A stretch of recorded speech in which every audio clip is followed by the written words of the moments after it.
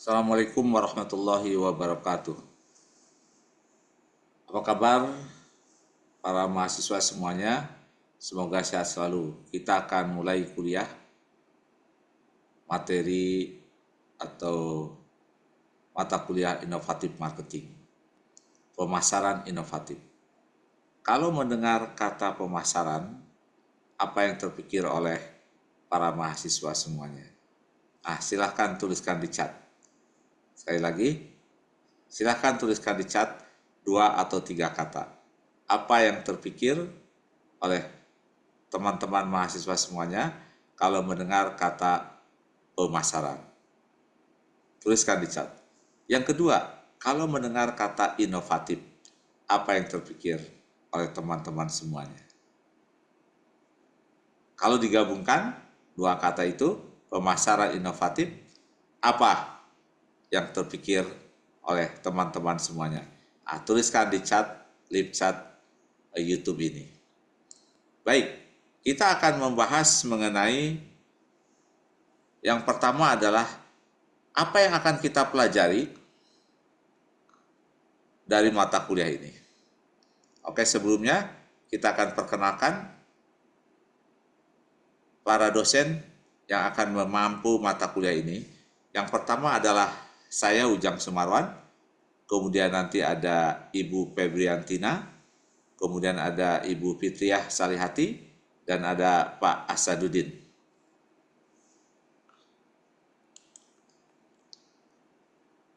Deskripsi kuliah dan rencana pembelajaran. Mata kuliah ini mencakup area pemasaran inovatif dengan penekanan pada pergeseran paradigma dari marketing 3.0 ke marketing 4.0 serta pengembangannya ke marketing 5.0. Atau mata kuliah ini berfokus pada peralihan dari pemasaran tradisional ke pemasaran digital. Ini yang kita sebut dengan sebuah kerangka kerja baru untuk marketing atau pemasaran. Sering juga kita sebut dengan New Customer Path, Power Shift to Connected Consumer. Kita juga akan membahas mengenai anatomi brand, brand attraction, brand curiosity, brand commitment, dan brand affinity. Dan berikutnya, kita akan membahas mengenai getting to wow sebagai esensi dari pemasaran inovatif. Salah satu bentuk pembelajaran mata kuliah ini adalah yang kita sebut dengan group project based learning untuk memberikan ruang bagi mahasiswa dengan personalisasi dan fleksibilitas dalam pembelajaran, serta untuk memperkuat kompetensi 4 Cs.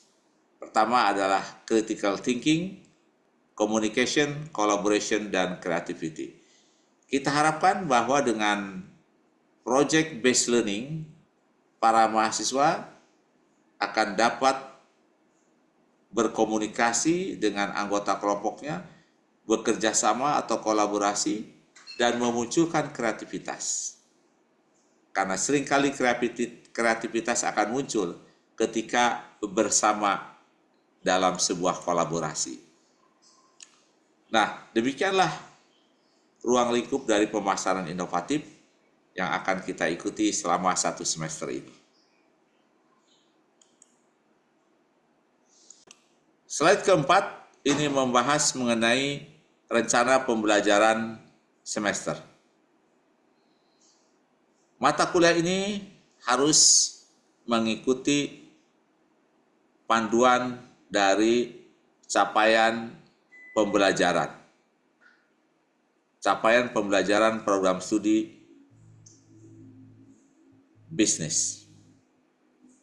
Yaitu yang pertama adalah program studi bisnis harus mencapai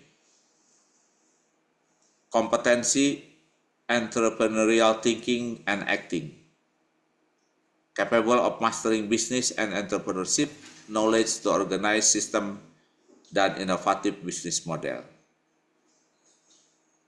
Nah, yang kedua, critical thinking and problem solving.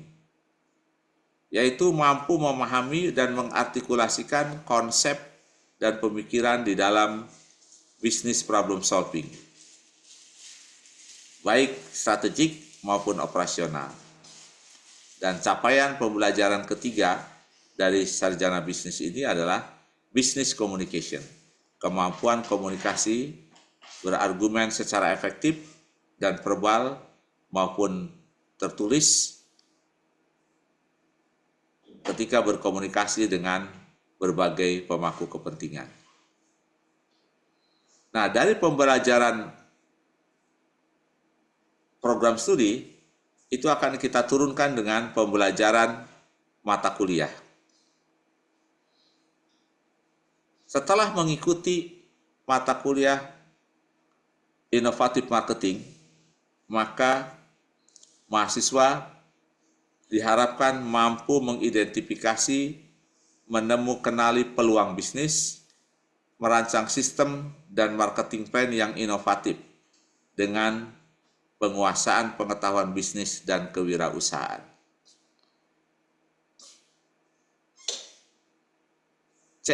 CPMK yang kedua, capaian pembelajaran mata kuliah yang kedua, mampu mengintegrasikan teori dan praktek, menciptakan nilai tambah melalui pemahaman inovasi, menggunakan alat-alat pengambilan keputusan atau decision support tools yang diperlukan dalam memecahkan masalah bisnis. Dan CPMK yang ketiga, capaian pembelajaran mata kuliah yang ketiga adalah mampu bekerja sama dalam tim, mengomunikasikan argumen secara efektif, baik lisan dan tertulis dalam bidang pemasaran pada era digital ini. Nah, inilah tiga ya capaian pembelajaran yang diharapkan mampu dikuasai oleh para mahasiswa. Nah, kemudian dari capaian pembelajaran itu, maka capaian pembelajaran mata kuliah akan diturunkan kepada sub capaian pembelajaran. Ada 6 sub capaian pembelajaran mata kuliah ini. Yang pertama adalah mampu menemukan tren pembentuk konsep fundamental marketing di era digital.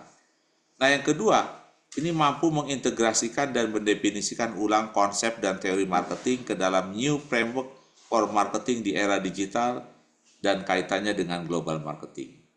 Nah, yang ketiga, mampu secara taktis dan inovatif mengaplikasikan teori dan praktek, menciptakan nilai tambah atau membuat dokumentasi marketing plan.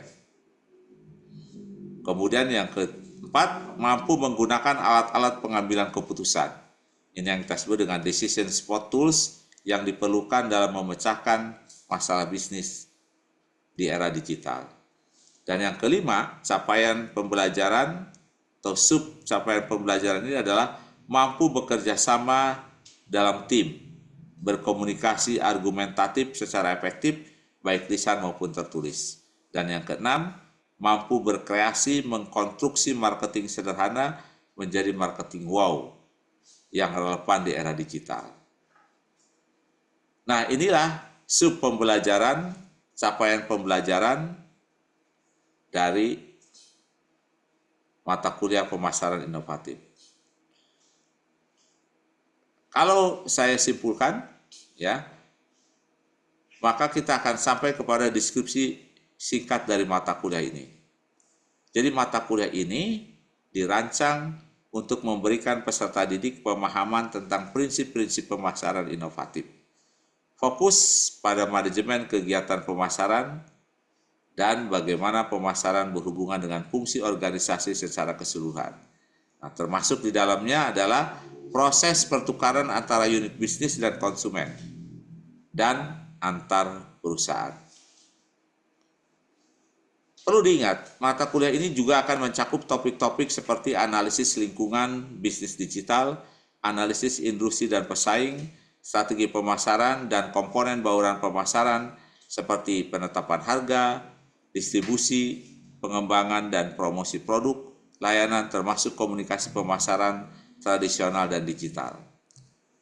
Dan selain itu, mata kuliah ini akan memberikan kesempatan untuk implementasi praktis dan dari konsep-konsep yang dibahas, dan pengembangan keterampilan pemecahan masalah melalui studi kasus, problem solving, dan ceramah tatap muka dan pembelajaran online. Nah, demikianlah secara singkat kita sudah membahas capaian pembelajaran untuk program studi mata kuliah dan juga menjelaskan deskripsi mata kuliah. Nah, silakan tuliskan di chat, live chat, ya, pertanyaan atau komen yang terkait dengan rencana pembelajaran semester ini.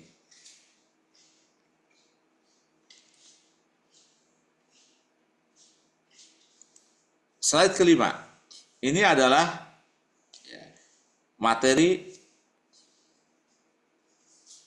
bahan buku maupun pustaka. Ya, silakan diperhatikan. Ada beberapa buku yang akan kita gunakan. Tapi sebagai fondasi awal untuk memahami pemasaran inovatif ini, para mahasiswa akan diberikan materi tentang konsep bauran pemasaran dan konsep strategi positioning dan targeting atau STP.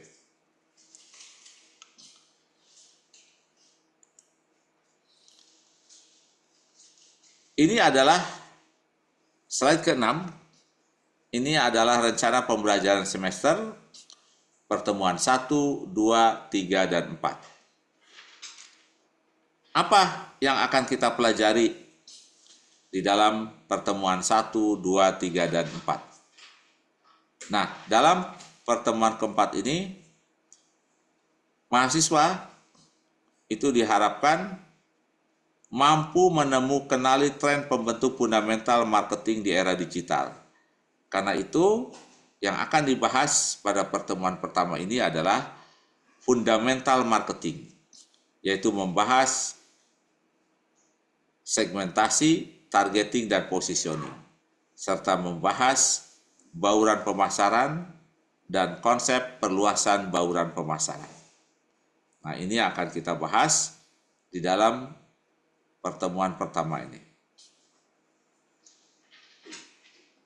Nah, pada pertemuan yang kedua, ini mahasiswa setelah mengikuti materi pada pertemuan kedua, mahasiswa akan mampu kenali tren pembentuk fundamental marketing di era digital, ekonomi, dan kaitannya pada global marketing.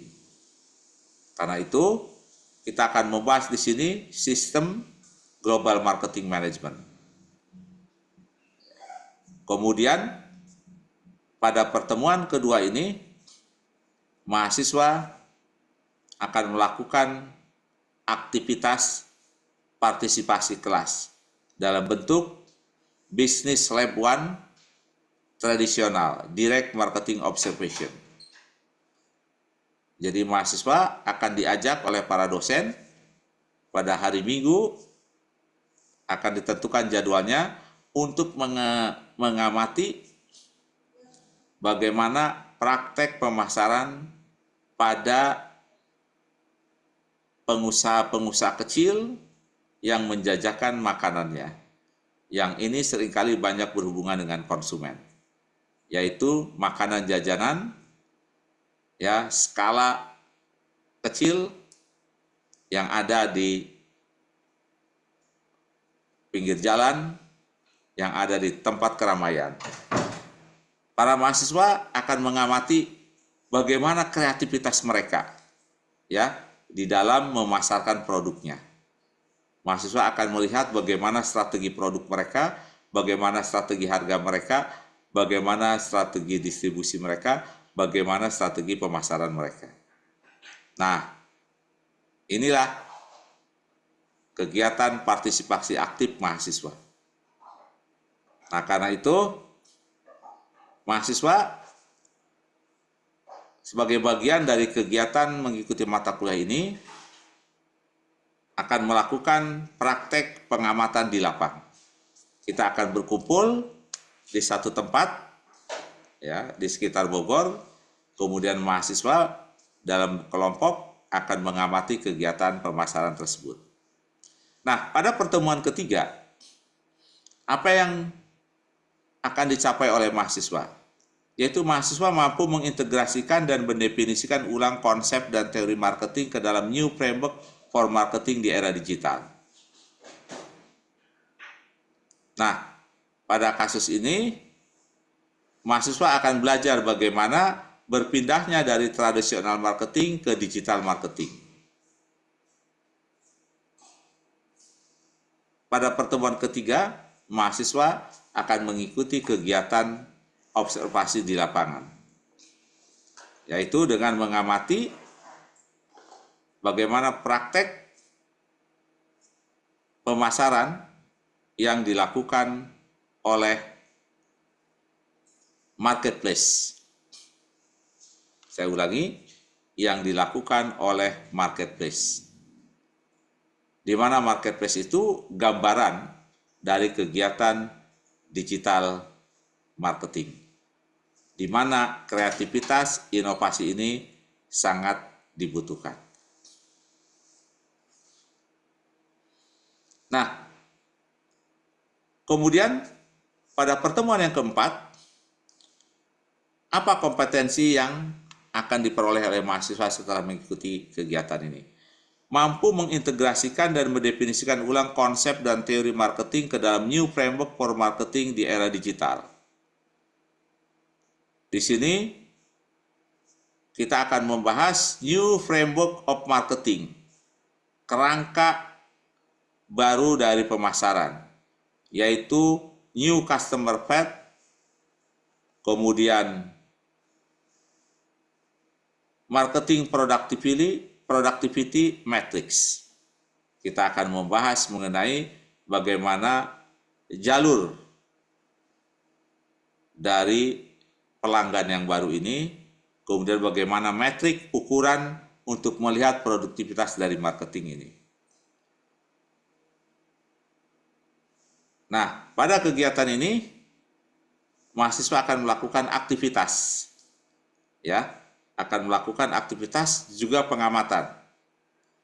Nah, pengamatan yang akan dilakukan adalah bagaimana retailer, brand-brand itu melakukan kegiatan penjualan secara tradisional, tapi juga penjualan melalui digital. Dan bagaimana tergambarkan engage, keterlibatan mahasiswa di dalam mengenali produk, barang maupun jasa. Nah, demikianlah. Pada slide ke-6 ini kita sudah membahas bagaimana materi dan apa yang akan dicapai dari pertemuan 1 sampai ke 4 tersebut.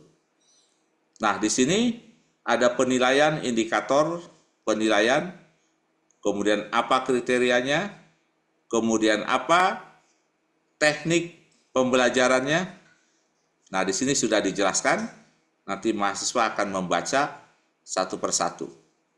Ya, silakan dipelajari, dibaca apa indikator keberhasilannya, penilaian, apa kriterianya, kemudian apa bentuk pembelajarannya, apakah luring, offline, ataupun daring, serta lamanya di dalam proses pembelajaran tersebut.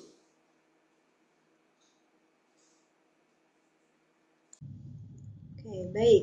Saya akan melanjutkan apa yang telah dijelaskan oleh Prof. Ujang. Ya.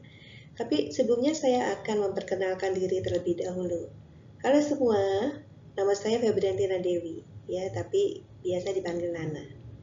Oke, perkenalannya singkat saja ya. Sekarang kita kembali ke laptop ya, maksudnya ke slide 7 dari PowerPoint.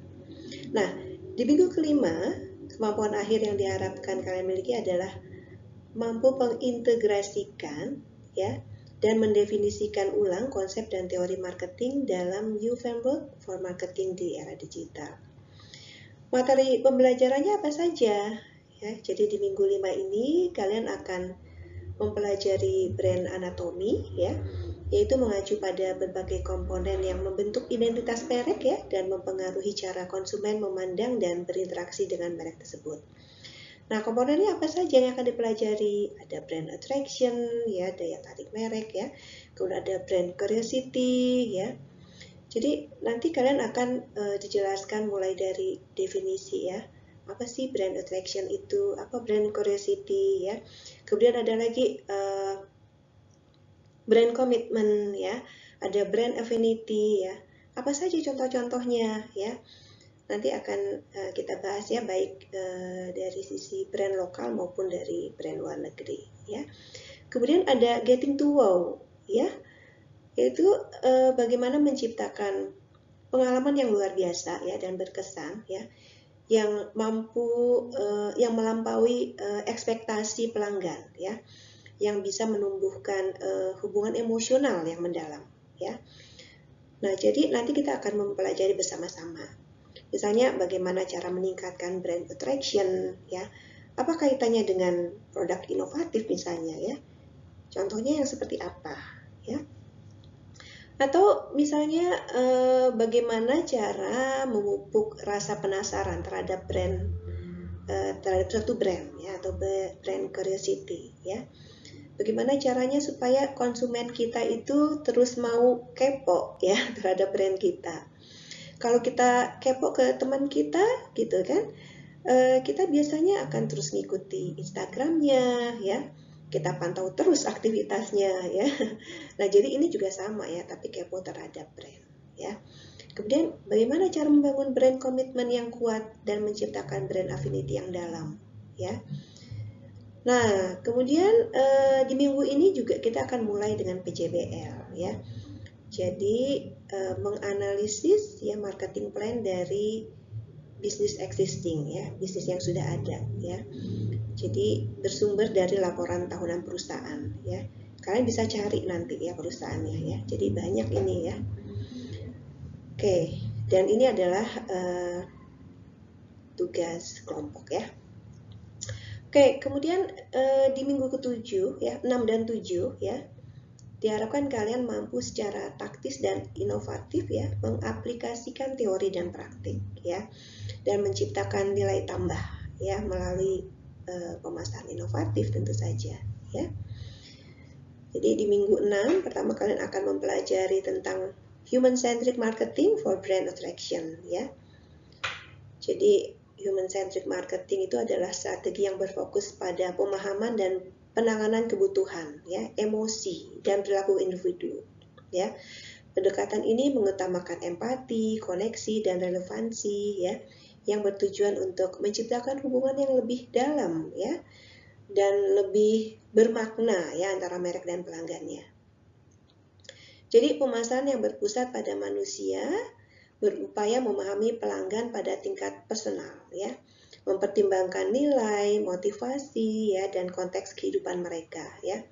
Lalu menyesuaikan upaya pemasaran apa gitu ya yang sesuai ya agar selaras dengan aspek-aspek tersebut ya. Jadi itu human centric marketing for brand attraction ya. Kalau brand attraction-nya sendiri dibahas ya, udah mulai dibahas di pertemuan 5 ya.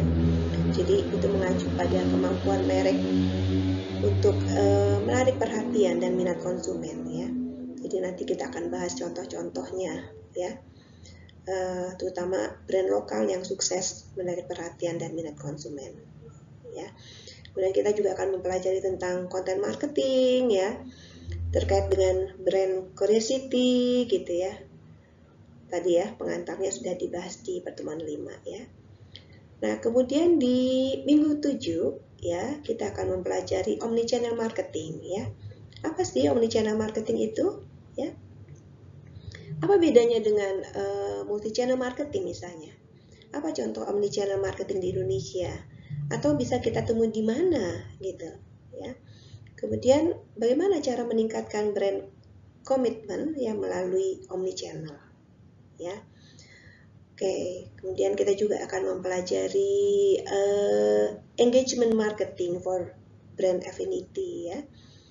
Dan lagi-lagi kita akan mempelajari bagaimana getting to wow, ya. Jadi getting to wow ini ditekankan berkali-kali dalam beberapa pertemuan, ya. Jadi ini menjadi salah satu inti dari pemasaran inovatif, ya. Nah, kemudian setelah pertemuan 7, kalian akan melaksanakan UTS, ya. Ini bisa berupa ujian tertulis, ya, atau penilaian project, ya, yaitu memformulasikan tugas marketing plan dari existing company yang telah kalian pilih sebelumnya. Ya, mudah-mudahan UTS-nya semua berjalan lancar dan mendapatkan nilai yang baik. Ya. Baik, Assalamualaikum warahmatullahi wabarakatuh. Teman-teman mahasiswa, saya adalah Fitria Salihati, salah satu tim teaching dari mata kuliah pemasaran inovatif. Kita akan masuk ke penjelasan tentang rencana pembelajaran semester atau RPS di sesi UAS, yang sebelumnya sudah dijelaskan mengenai description course-nya seperti apa, materi pembelajaran di UTS seperti apa. Masuk ke dalam sesi UAS, nanti teman-teman kalau kita lihat di pertemuan 9 dan pertemuan 10, ini teman-teman akan mampu menggunakan alat-alat pengambilan keputusan atau decision support tools yang diperlukan dalam memecahkan masalah bisnis di era digital. Nanti ada diskusi, ini ada diskusi menggunakan asinkronus juga, ada nilai aktivitas individu dan kelompok, kemudian proses pembelajarannya itu akan ada ceramah, diskusi, kelompok, active learning. Dan materi pembelajarannya, kalau kita lihat di 2 pertemuan awal di sesi UAS, kita akan melihat tentang marketing productivity matrix. Kita harus memiliki tools yang tepat bagaimana sih menghitung atau mengestimasi pasar potensial, yang nantinya akan digunakan sebagai dasar untuk mengambil keputusan di pasar seperti apa. Kita sebagai orang marketing, sebagai para marketer itu harus tahu nih, mengambil suatu keputusan itu harus berdasarkan data. Marketing productivity matrix nanti diajarkan di sesi UAS itu untuk melihat hal-hal tersebut. Bagaimana kalau kita lihat customer journey di awal, brand awareness itu sebagai langkah awal, pintu masuk traffic ya. Kita masuk leads di brand awareness, nanti akhirnya bagaimana konversi-konversinya. Bagaimana tiap konversi itu bisa menghasilkan uang, seperti itu. Bisa menghasilkan penghasilan. Nanti akan kita lihat nih, bagaimana followers, komentar netizen, review, pemilihan endorser, big data, vlog yang intinya nanti kita akan lihat kalau kita bahasa di pemasaran inovatif itu bagaimana engagement-nya, bagaimana konversi masing-masing engagement-nya seperti apa. Di pertemuan 9 dan 10 ini kita akan melihat marketing productivity matrix tersebut. Dan kemudian di pertemuan selanjutnya di 11 dan 12 kita akan masuk ke business cases. Nanti ada beberapa kasus-kasus yang akan kita olah yang untuk menjelaskan untuk teman-teman belajar menghitung, untuk melihat bagaimana perhitungan pasar dan dalam perspektif keputusan pasar dari pertemuan sebelumnya. Oke, sekian untuk pertemuan 9 sampai 12. Baik, saya lanjutkan. Di pertemuan ke-13, teman-teman akan melihat bagaimana kita mengkonstruksikan marketing sederhana menjadi marketing wow yang relevan di era digital. Ini beberapa hal pendekatan yang akan kita lakukan. Salah satu utamanya adalah kita akan mengkonstruksikan rancangan marketing plan dari yang bentuknya ordinary menjadi wow marketing. Dan juga kita akan membuat dan juga berkomunikasi di dalam tim untuk menyusun suatu marketing plan.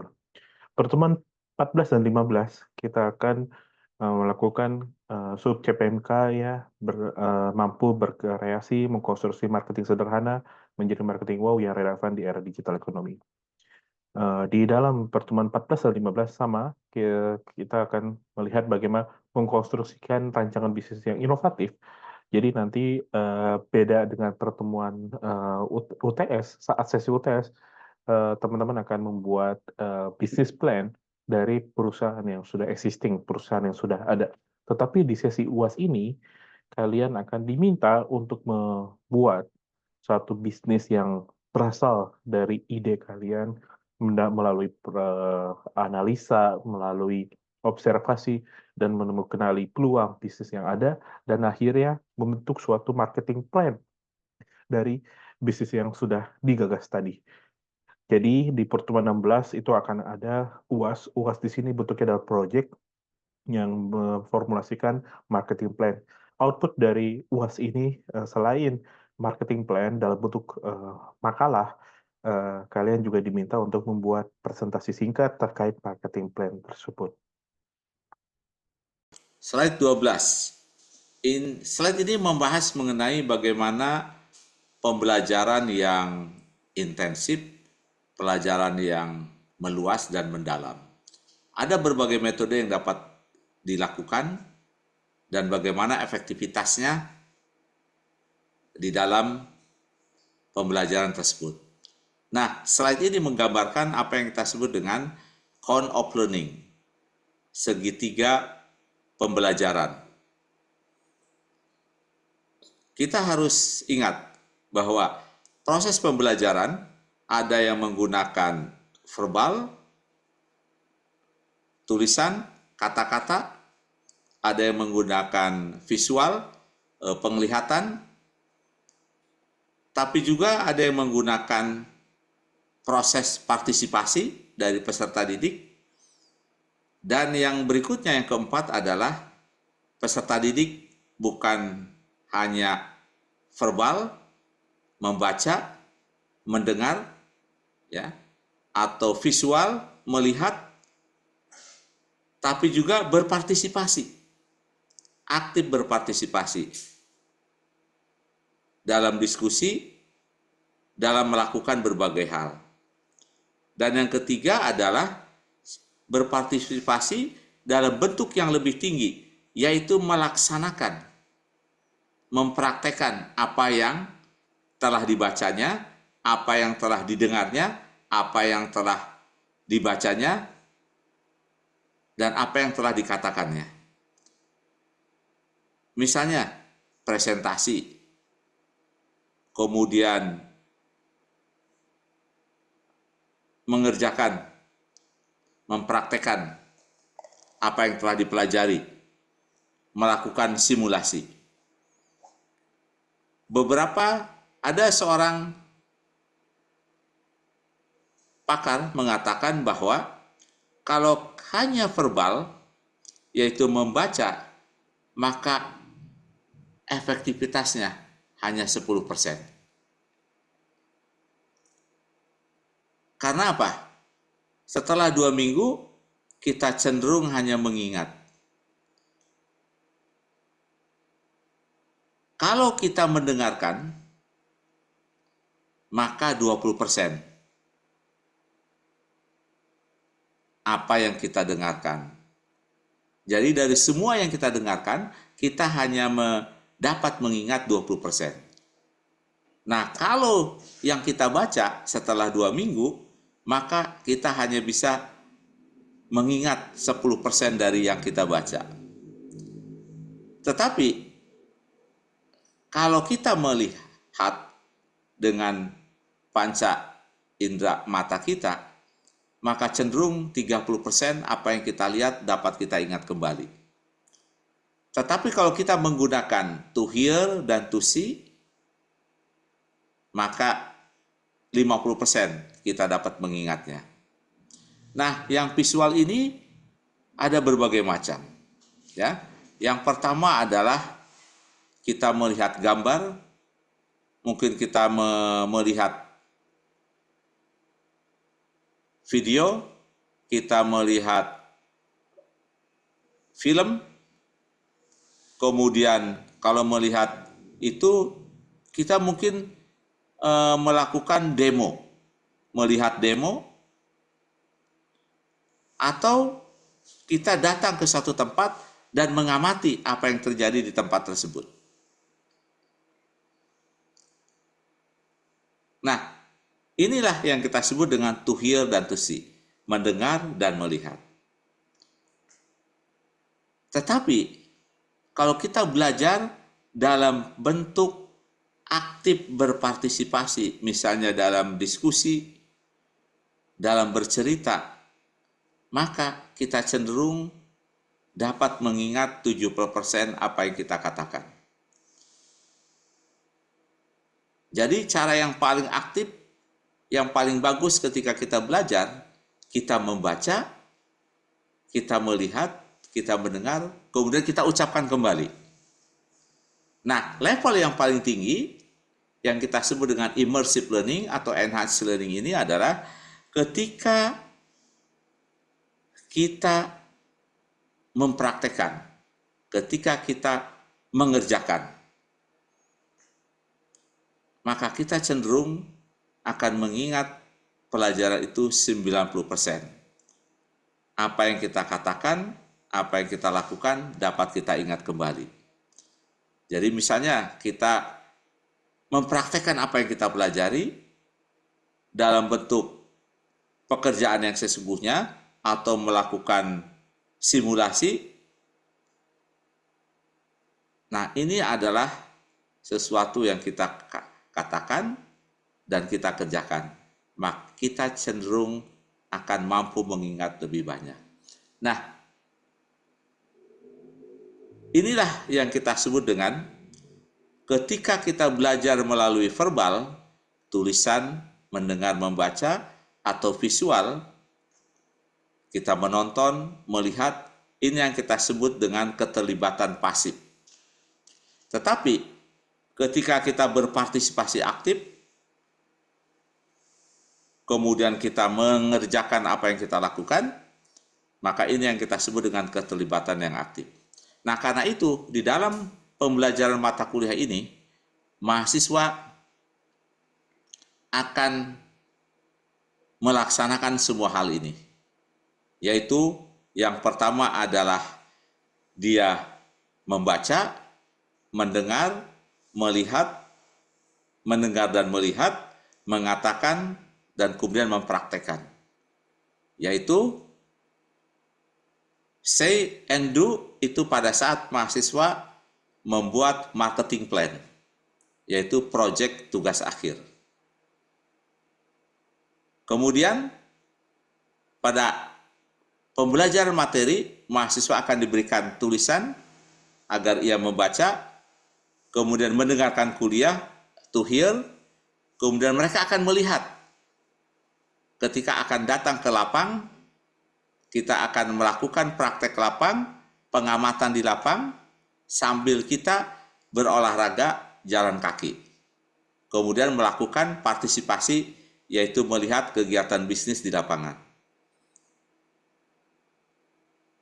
Nah, sehingga mahasiswa akan mendengar bagaimana para pebisnis, ya, skala kecil, dia berjualan,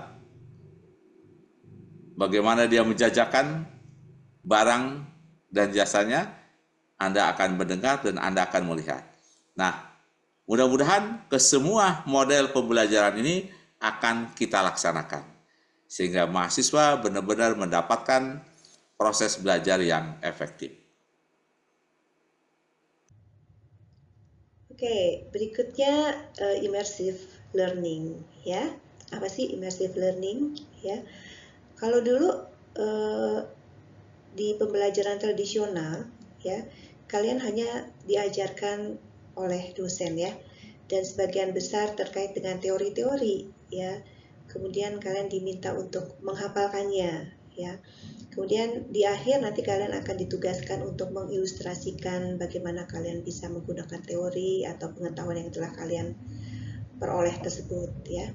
Nah, ini berbeda dengan immersive learning, ya. Jadi kalau pembelajaran imersif, ya, itu merujuk pada pendekatan pendidikan di mana mahasiswa itu ditempatkan dalam lingkungan yang mirip, ya, atau meniru situasi di dunia nyata, ya, di mana ini akan memberikan pengalaman yang sangat menarik, ya, dan interaktif, ya.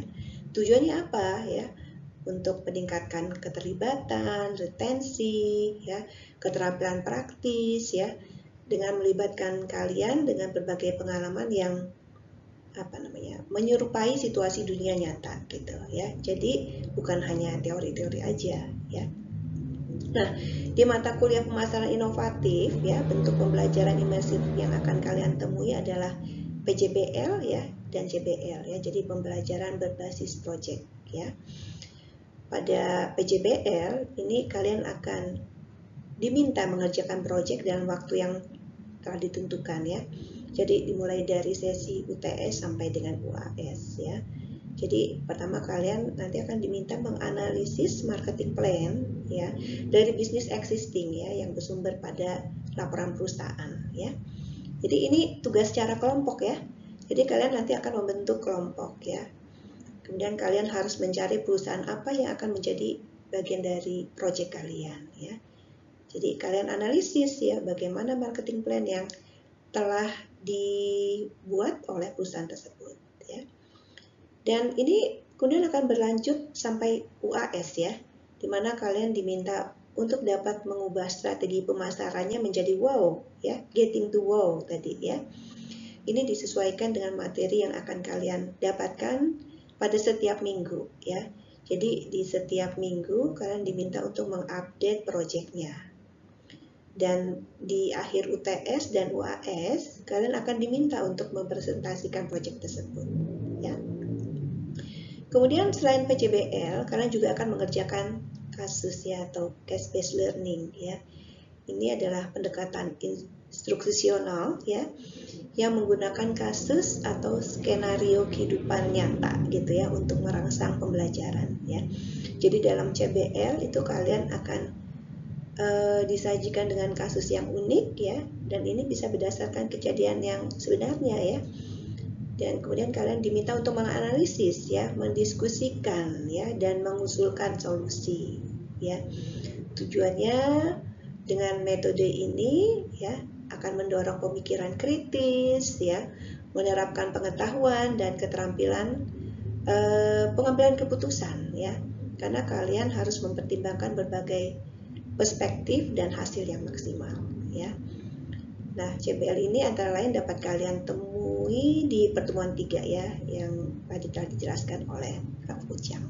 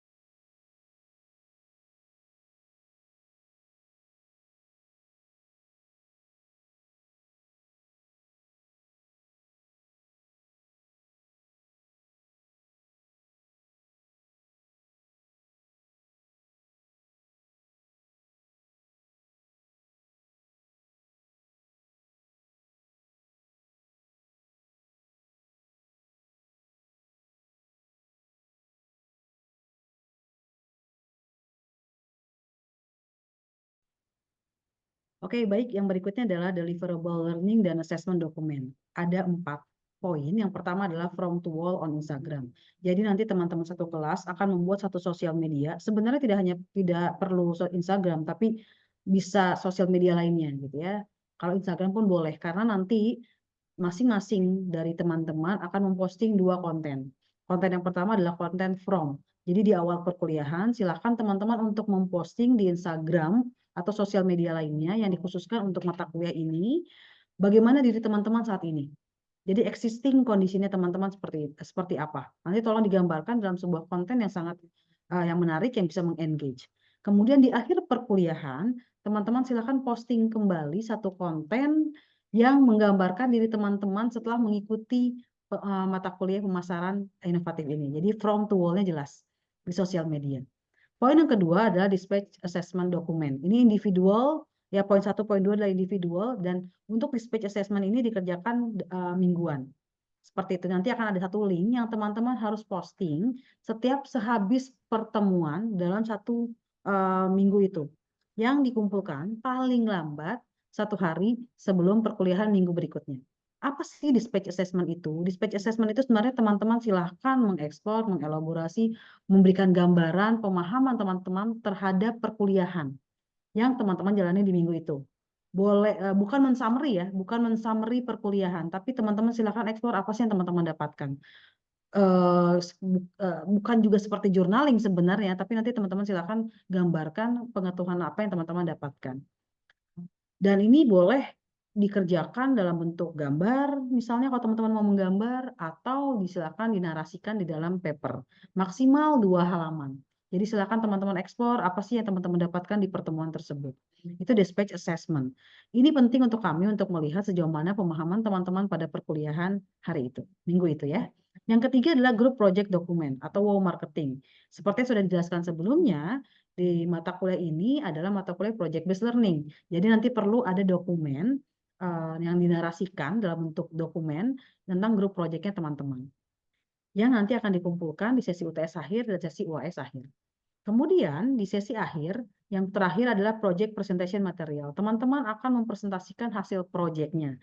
Ini kami bebaskan formatnya, silakan lakukan sekreatif mungkin, boleh dalam bentuk podcast, bikin video, bikin drama misalnya, atau apapun itu yang bisa memberikan atraksi yang menarik gitu ya, presentasi media. Boleh presentasi seperti biasa, kalau teman-teman rasa itu sudah cukup menarik silakan, tapi kami membuka kesempatan itu teman-teman sebisa mungkin mengeksplor untuk lebih kreatif di mata kuliah ini. Oke, sekian untuk deliverable learning dan assessment dokumen. Terima kasih. Untuk deliverable learning dan assessment, di sini ada 3 komponen utama dalam penilaian. Komponen penilaian 1 adalah aktivitas partisipatif. Di sini kami akan menilai dari keaktifan melalui tatap muka ataupun nanti saat diskusi online dan maupun menggunakan asinkronus melalui LMS, dispatch assessment dan juga from to wall yang tadi sebelumnya sudah dijelaskan. Yang kedua adalah komponen penilaian yang memiliki bobot tertinggi, yaitu PJBL, Project Based Learning, di mana di sini Project Based Learning di sesi UTS itu adalah membuat marketing plan dari perusahaan yang sudah ada, bisa perusahaan yang famous yang ada di Indonesia, ataupun perusahaan lainnya, kemudian kamu memformulasikan marketing plan-nya. Nah, sesi UAS di PJBL-nya akan lebih banyak membahas marketing plan dari bisnis yang kalian rencanakan, yang kalian memformulasikan bersama teman-teman melalui observasi dan juga melihat peluang yang ada. Dan juga kemudian penilaian ketiga yaitu kognitif pengetahuan, yaitu melalui kuis, ujian tengah semester, dan ujian akhir semester, semuanya melalui penilaian individu. Jadi project based learning yang akan menjadi penilaian kelompok di sini. Adapun tata tertib dalam perkuliahan pemasaran inovatif ini, yang pertama hadir on time. Jika ada keterlambatan, silakan komunikasikan dengan dosen terkait, dosen yang bertugas mengajar di hari tersebut. Yang kedua, mengumpulkan semua tugas-tugasnya itu secara tepat waktu. Kami tidak mentolerir segala keterlambatan saat pengumpulan dokumen dan juga makalah yang sudah ditugaskan.